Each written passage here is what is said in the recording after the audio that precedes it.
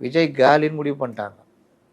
காலையில் வந்து அதை திருப்பி விட்டது இந்த பத்துத்தோல்வி பழனிசாமி தான். அந்த பத்துத்தோல்வி பழனிசாமி மட்டும் ஏன் விஜய்க்கு மட்டும்தான் பொறுப்பு இருக்கா? அரசுக்கும் காவல்துறைக்கும் பொறுப்பு இல்லையா? அவரை மட்டும் குற்றச்சாட்டுறீங்க அப்படின்னு சொன்னப்போ பத்திரிகையாளர்கள் அதிர்ந்து போயிட்டாங்க. பழனிசாமி வந்து அடிக்க போகிறாருன்னு நினச்சாங்க. பார்த்தா ஆதரவு கரம் கொடுத்தாரு. அவரை பற்றி அவரை இப்போ போய் என்னங்க பண்ண முடியும்? அவங்க தொண்டர்கள் இறந்துருக்காங்க. இப்போ போய் அவரை நீங்கள் குற்றம் சாட்டுவீங்களா? அவரே வருத்தத்தில் இருப்பார். அப்படி உனக்காக பரிவாக பேசினார் பழனிசாமி. பயந்தாங்கொழி பழனிசாமின்றீங்க. யார் பயந்து போனா? சட்டமன்றத்தில் உங்களை வச்சு செய்யின்னு செஞ்சார். சட்டமன்றத்தில் செய்கிறதுனா பதிவாகும். 100 வருஷம் ஆனாலும் அந்த பதிவு அப்படியே இருக்கும். விஜய் தான் காரணம்னு போட்டு பண்ணுறாரு. அன்றைக்கி உங்களுக்காக சட்டமன்றத்தில் சண்டை போட்ட ஒரு பழனிசாமி.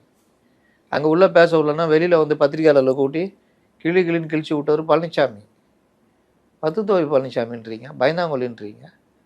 உங்களை முதலமைச்சர் திட்டினார், அறிக்கை விட்டிங்களா? எதிர்த்து பேச தைரியம் இருந்ததா? எந்த ஒரு விஷயத்துலையாவது நேரடியாக உங்களால் ஒரு கருத்தை வைக்க முடியுதா? வச்சிருக்கீங்களா? அடுத்தவங்களை பயந்தாங்கொழின்றீங்க. வீரம்னா என்ன?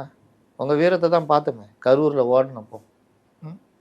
நீங்கள் வந்து பத்துத்தோல்வி பண்ணு, ஒரு தோல்வியை இப்போ சந்திக்க போகிறீங்க. என்ன கதியாக போகிறீங்க பாரு.